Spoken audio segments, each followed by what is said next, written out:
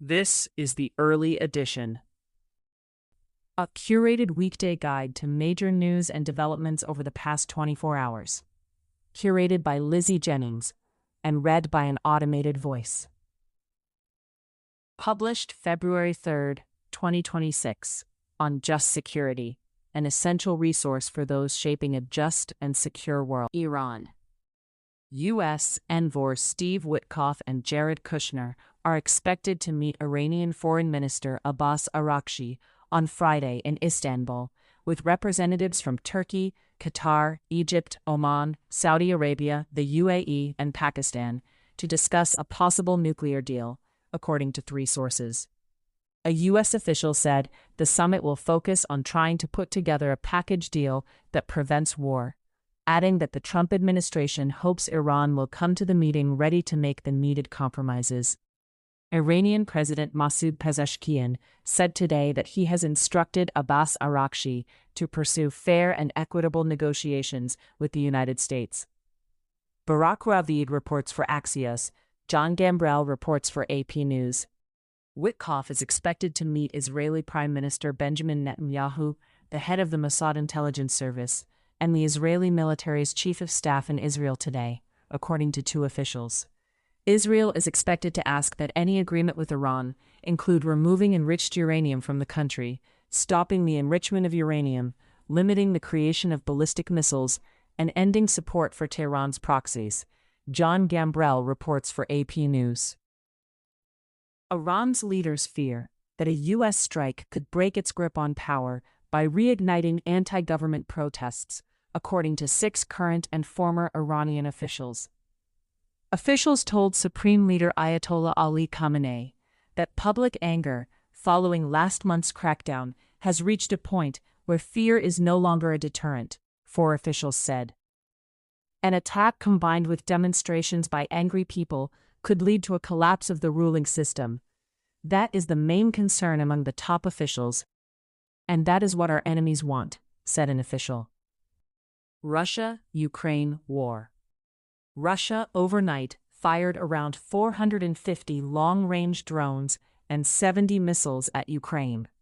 Ukrainian President Volodymyr Zelensky said today, adding that the bombardment of at least 5 regions in Ukraine aimed specifically at the power grid.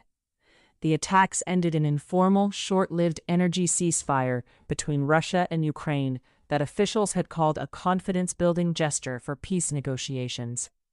Taking advantage of the coldest days of winter to terrorize people is more important to Russia than diplomacy, Zelensky said ahead of U.S.-led trilateral meetings in Abu Dhabi this week. Kamila Herbachuk reports for AP News. Maria Verenikova reports for The New York Times. Israel-Hamas war, ceasefire. Israeli authorities yesterday detained a group of local officials and business people suspected of siphoning off millions in aid, announcing a fraud inquiry involving donations sent to Israel following the Hamas-led attack on October 7, 2023. Sudan civil war. 2 Egyptian security officials told Reuters that 2 airports in southern Egypt have been supplied with military equipment over the past 8 months to secure the border with Sudan and carry out military strikes to protect national security. 2 military experts who reviewed the satellite images of the airport in East Owaynat said an aircraft was identifiable as a Bayraktar Akinci, one of the most advanced drones manufactured by Turkish defense firm Baykar. Egypt's Foreign Ministry and State Information Service did not answer questions from Reuters about operations at East Owaynat or in Sudan. Alexander Didasish, Marine Del Rue, and Maria Paula Laguna report. Other global developments. The UN peacekeeping mission in the Democratic Republic of the Congo will send its first team to monitor the ceasefire between the DRC government and the Alliance Fleuve Congo/M23 rebel group in the coming days, Qatar's foreign ministry said yesterday. Syrian government forces yesterday entered the Kurdish-controlled city of Hasaka in northeastern Syria, a first step towards implementing a ceasefire deal with the Syrian Democratic Forces that foresees the Kurdish-run regions being merged with Damascus. Khalil Ashawi and Firas Makdisi report for Reuters.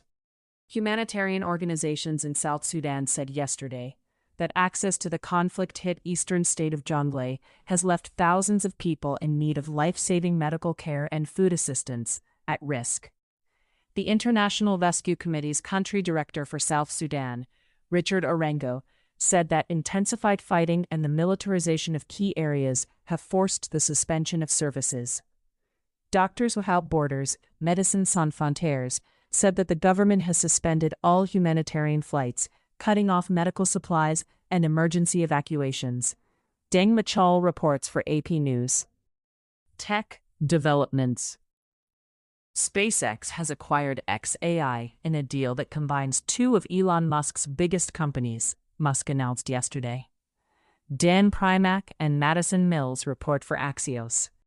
The French offices of Musk's social media platform X have been raided by the Paris prosecutor's cybercrime unit, the prosecutor's office said today. The raids are related to an investigation opened in January 2025, following complaints about X's algorithm and the content it recommended, which has recently been broadened to include its AI chatbot, Grok. The prosecutor's office said both Musk and former X-chief officer Linda Yaccarino had been summoned to appear at hearings in April as part of its probe. Liv McMahon reports for BBC News. A former Google engineer was found guilty of economic espionage and theft of confidential AI technology for the benefit of the Chinese government, the FBI said yesterday. A federal jury in San Francisco convicted Lin Wei Ding of 7 counts of economic espionage and 7 counts of theft of trade secrets. Rebecca Falconer reports for Axios. Spanish Prime Minister Pedro Sánchez announced today that Spain plans to ban access to social media for minors under 16, and platforms will be required to implement age verification systems. In December, Australia became the first country to ban social media for children under 16.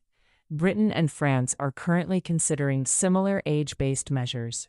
Reuters reports. U.S., Caribbean, and Pacific operations.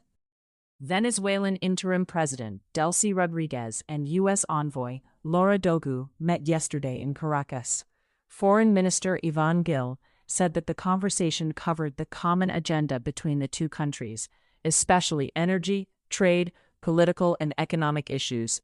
He added that Felix Plasencia, a prior foreign minister who also served as the country's ambassador to China, will travel to Washington in the coming days to serve as Venezuela's diplomatic representative. The U.S. Embassy in Venezuela said on social media that Dogu met with Venezuelan officials to reiterate the 3 phases that U.S. Secretary of State Marco Rubio had outlined for Venezuela: stabilization, economic recovery and reconciliation, and transition. Cuban Deputy Foreign Minister Carlos Fernández de Ocasio told Reuters yesterday that the U.S. government was aware that Cuba was ready to have a serious, meaningful, and responsible dialogue. De Ocasio added, "We have had exchange of messages, we have embassies, we have had communications, but we cannot say we have had a table of dialogue with the United States." Trump on Sunday said the United States had begun talks with the highest people in Cuba. Dave Sherwood reports. U.S. Foreign Affairs. Trump yesterday announced a trade deal with India that slashes U.S. tariffs on Indian goods from 50% to 18% in exchange for India halting Russian oil purchases. Trump announced the deal on social media, noting that India would now buy oil from the United States and potentially Venezuela. Trump's post contained few details, including the start date for the lower tariff rate and the deadline for India to end Russian oil purchases. David Lauder and Aftab Ahmed report for Reuters. Minnesota. Homeland Security Secretary Kristi Noem announced yesterday that, in the name of transparency, Her department will immediately deploy body cameras to ICE and Border Patrol officers in Minneapolis. She added that, as funding is available, the body camera program will be expanded nationwide. We will rapidly acquire and deploy body cameras to DHS law enforcement across the country. Eric Bezalimal reports for Politico. U.S. Northern Command has taken more than 1,500 active-duty troops in Alaska and North Carolina off heightened alert for possible deployment in Minnesota, a U.S. official said yesterday. Eric Schmidt reports for the New York Times. Attorney General Pam Bondi announced yesterday that they had arrested 2 more people in connection with a protest at a Minnesota church last month. The Trump administration argues that the protesters and 2 journalists who filmed the encounter crossed the line into an attack on religious rights. Midge Smith and Talia Minsberg report for the New York Times. Other U.S. immigration developments.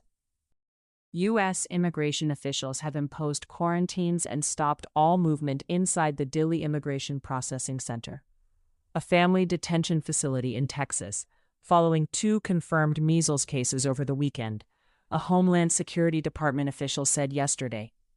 The Dilley Immigration Processing Center is the main detention center in the country that houses families, including young children. Pooja Salhotra reports for the New York Times. U.S. domestic developments.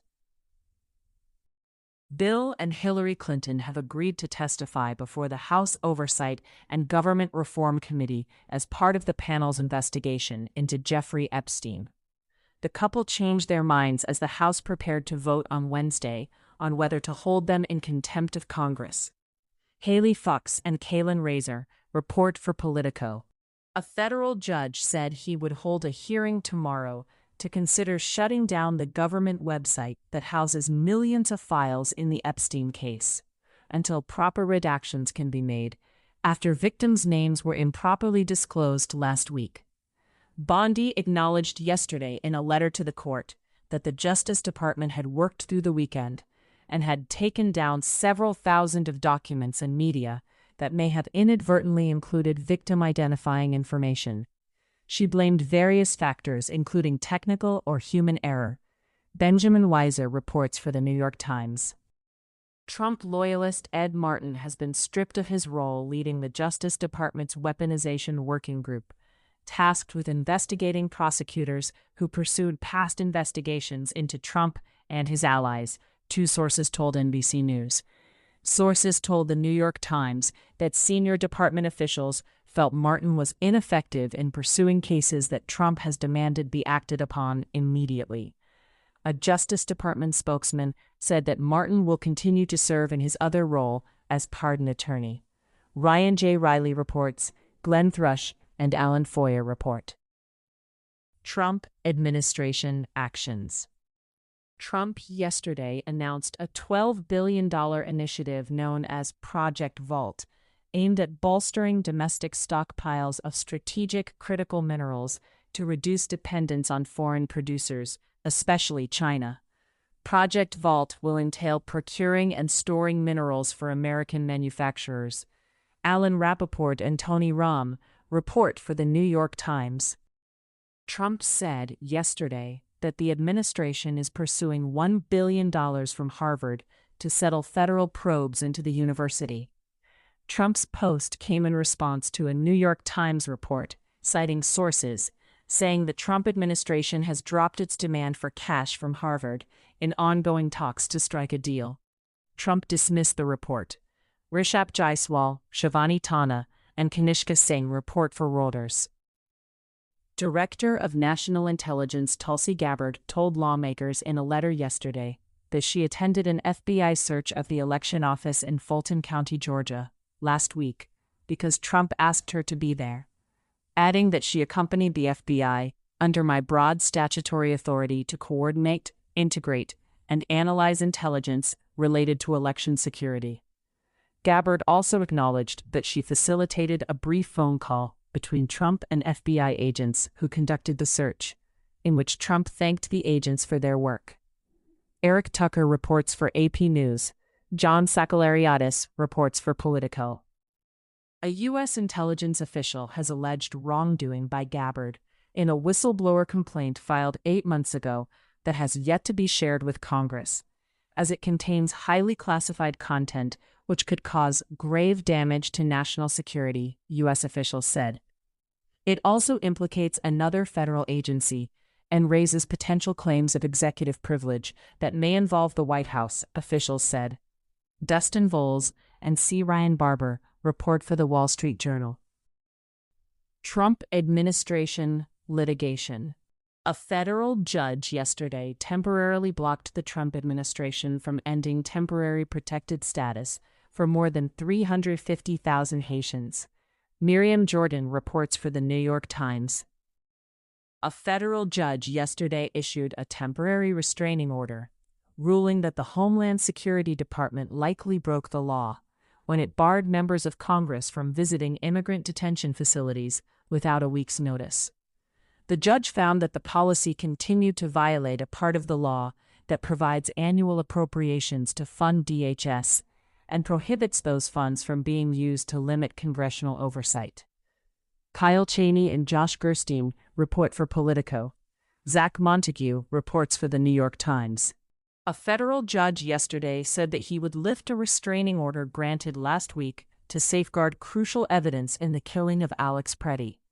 The judge said, though the record is not one-sided, the greater weight of the evidence shows defendants are not likely to destroy or improperly alter evidence related to Mr. Preddy's shooting during the life of this case, and other relevant considerations do not on balance favor a continuing preservation order. Josh Gerstein and Kyle Cheney report for Politico. In case you missed it, yesterday on Just Security. The third summit on responsible AI in the military domain, REAIM, by Tobias Vesmer and Simon Cleobury. Arbitrary killings or war crimes, why it matters how the U.S. strikes in the Caribbean are categorized. By Miles Jackson. How the UN can show renewed leadership on peace efforts in 2026. By Caleb Pine, Peter J. Quaranto, and George A. Lopez. Thank you for listening to Just Security's early edition today, February 3rd, 2026. If you enjoy listening, Just Security's analytic articles are also available in audio form on the justsecurity.org website. To stay up to date on Just Security's analysis of law, policy, and current events, go to justsecurity.org, subscribe to Just Security on Substack, and follow us on LinkedIn, Blue Sky, Facebook, Instagram, and Threads.